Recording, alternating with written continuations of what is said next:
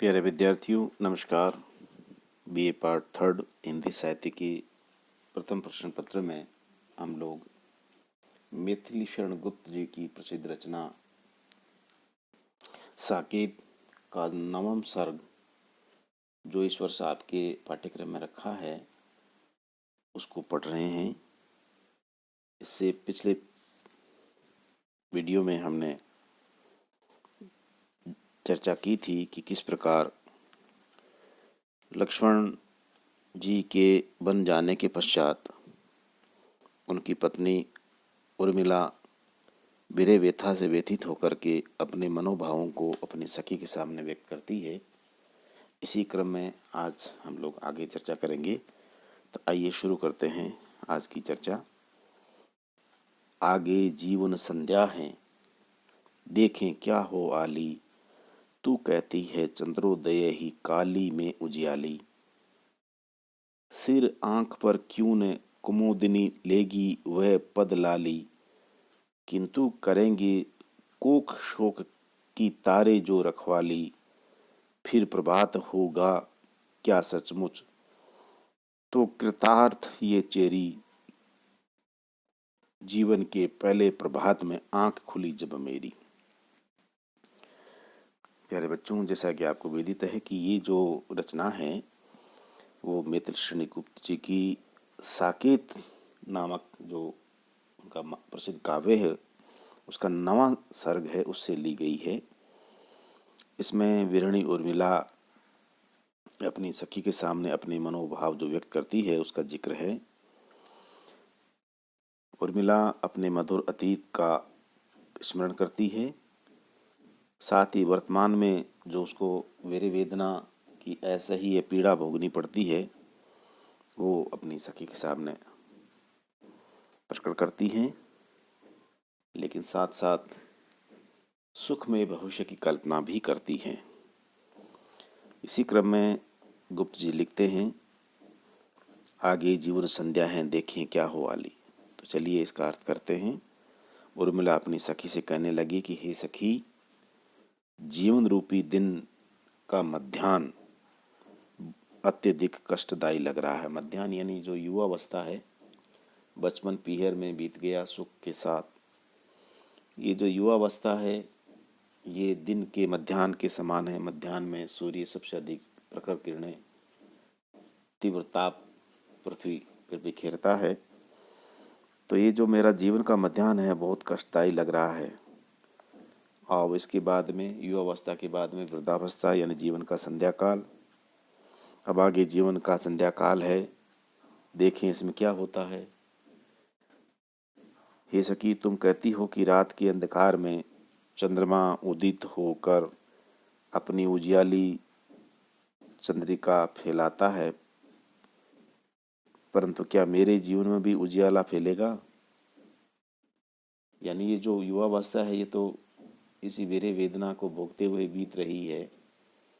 रात्रि के अंधकार में चंद्रमा उदित होकर किरणें पृथ्वी पर फैलाता है, शीतलता प्रदान करता है, अंधकार नष्ट होता है। तो ये सखी, क्या मेरे जीवन की जो तीसरी अवस्था है वृद्धावस्था उसमें भी कुछ ऐसा सुखद होगा? क्या कुमुदनी की लाली के समान वह चरणों की लाली सिरांक पर पुनः अपना प्रभाव स्थापित करेगी? क्या फिर तारे विरही चकवे के शोक की पुनः रखवाली करेंगे? इस प्रकार क्या फिर ऐसा प्रातःकाल होगा जिसमें अपने प्रियतम की ये दासी यानी मैं स्वयं उर्मिला कृतार्थ हो जाऊंगी? तात्पर्य यह है कि चंद्रमा के उदित होने से अंधकार नष्ट होता है, रात बीतने पर चक्रवाक पक्षी की विरहव्यथा मिट जाती है। क्या उसी प्रकार मेरे जीवन के कष्ट भी समाप्त होंगे? क्या मैं ऐसी उम्मीद करूं? क्या मुझे पति से पुनः मिलन सुख प्राप्त हो सकेगा? जीवन के पहले प्रभात में यानी जब मैंने आंखें खोली थी तब सारा संसार, आसपास का परिवेश कितना आकर्षक था। परंतु अब ये सब कहाँ।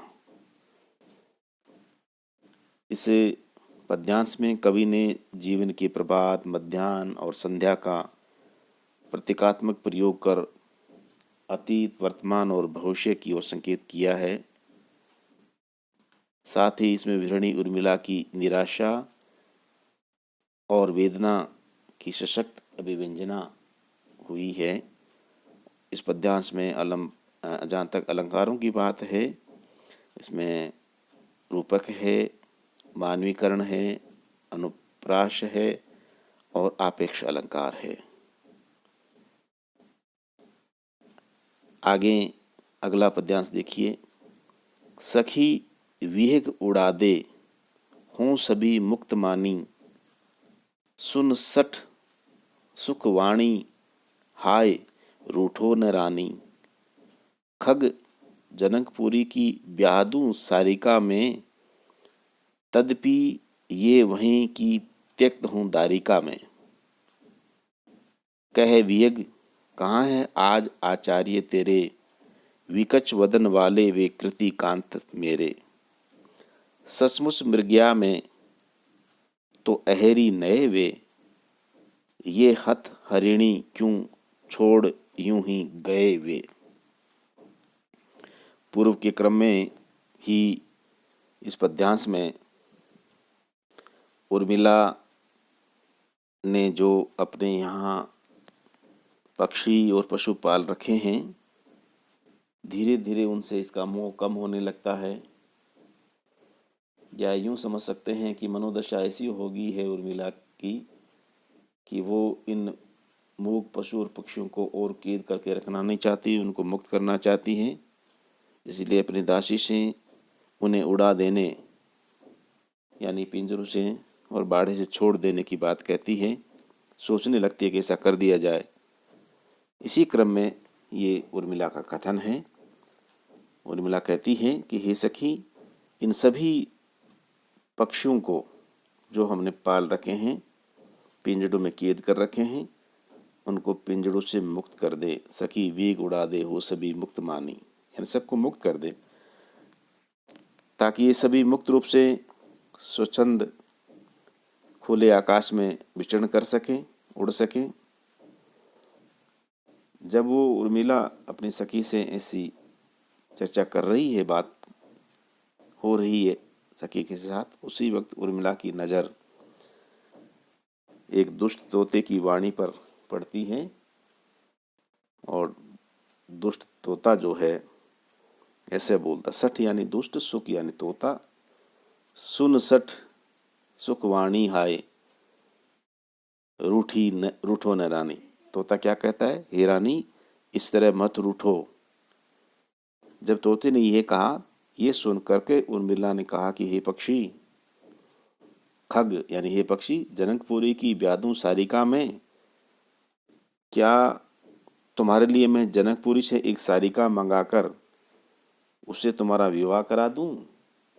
तुम्हें पता चल जाएगा कि यहाँ विवाह का मतलब क्या होता है।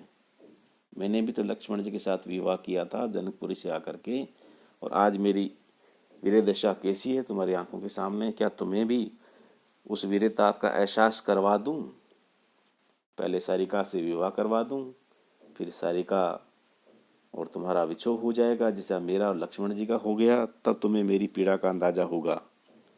खग जनकपुरी की ब्यादूं सारिका में, तदपि ये वहीं की त्यक्त हूँ दारिका में, कि जनकपुरी से एक सारिका मंगाकर उससे तुम्हारा विवाह करा दूं।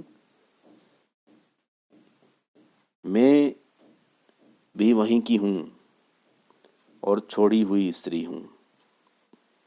त्यक्त यानी छोड़ दी गई स्त्री हूँ, अर्थात पति द्वारा वन में साथ न ले जाकर घर में अकेली छोड़ी गई दुखियारी नारी हूँ।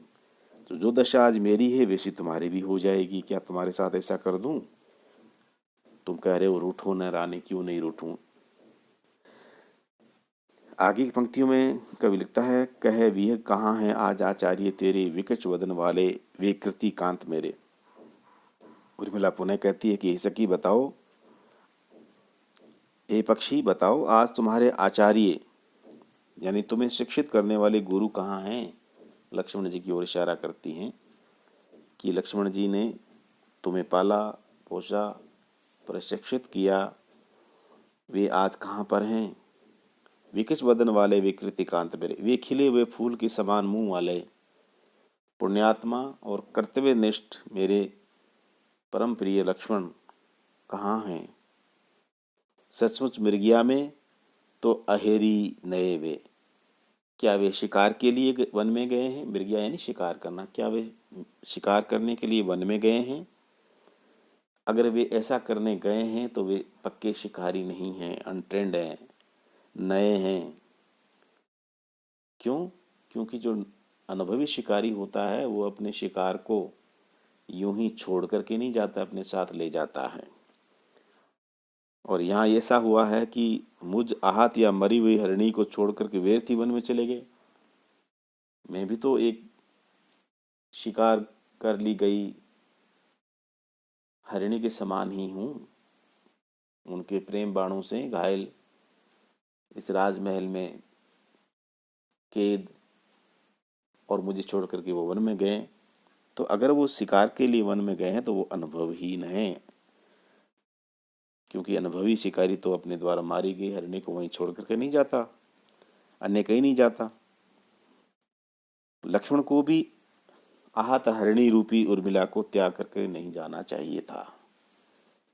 यह हत हरिणी क्यों छोड़ यूं ही गए वे।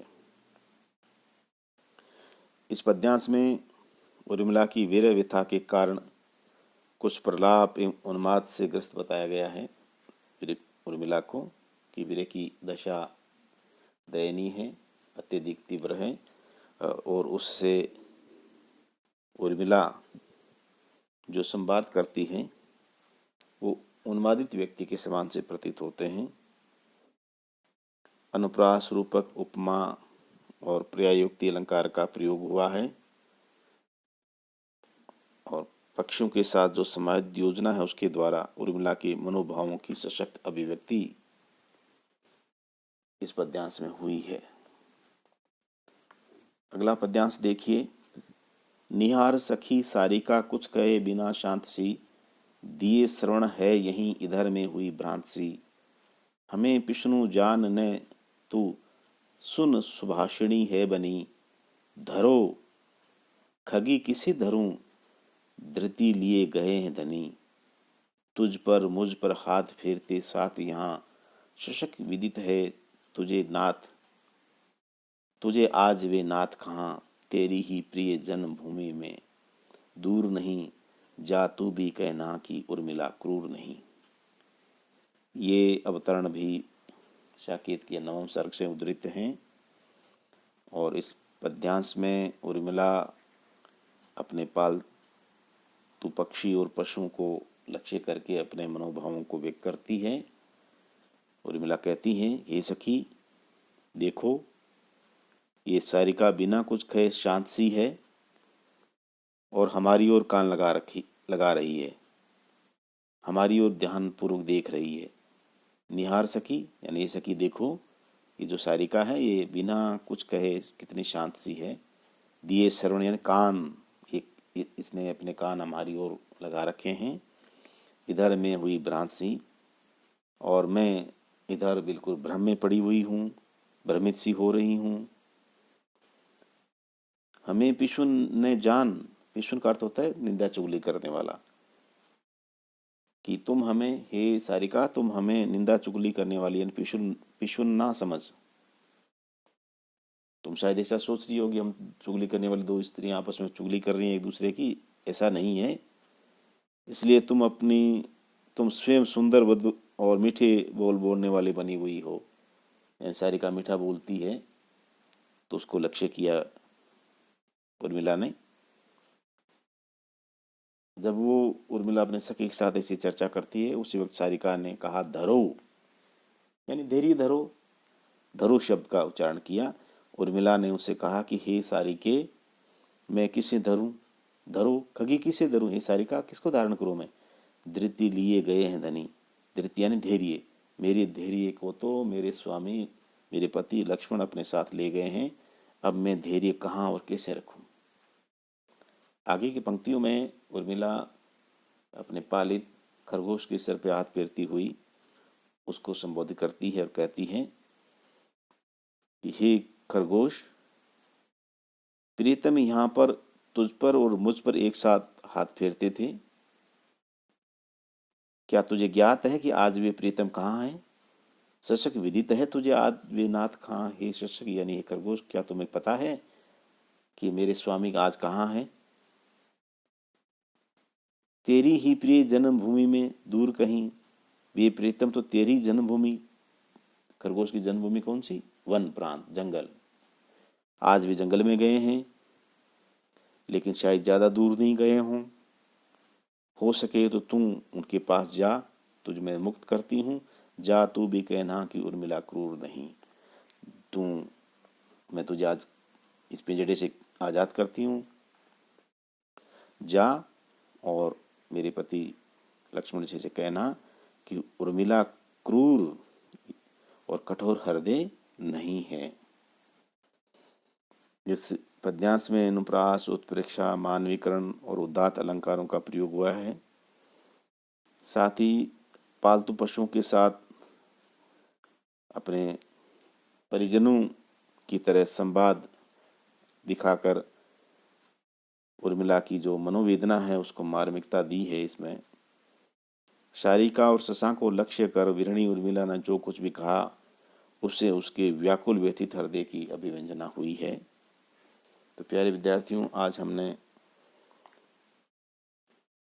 साकेत के कुछ अंश पढ़े और मैं कई बार आपको पूर्व में भी कह चुका हूँ, आज पुनः याद दिला देता हूँ कि आप लोग अपनी पाठ्य पुस्तक खरीद करके रखें और जब किसी भी वीडियो को देखें या सुने तो उस पाठ्य पुस्तक को खोल लें। ऐसा करने से आपको इन पद्यांशों को समझने में, व्याख्या की दृष्टि से समझने में ज़्यादा आसानी होगी। मैं उम्मीद करता हूँ कि आपके पास अधिकतर के पास पाठ्य पुस्तक होगी, अगर नहीं है तो अतिशीघ्र खरीद लें। कल हम लोग साकेत का जो बचा हुआ हिस्सा है उसकी चर्चा करेंगे। कोशिश करेंगे कि कल साकेत का जो 9वां सर्ग है वो समाप्त हो जाए, ताकि उसके बाद उसे अगला कवि जो हैं जयशंकर प्रसाद, उनकी जो रचनाएं आपके पाठ्यक्रम में उन पर चर्चा की जा सके। कल पुनः वापस मिलते हैं एक नए वीडियो के साथ। तब तक नमस्कार।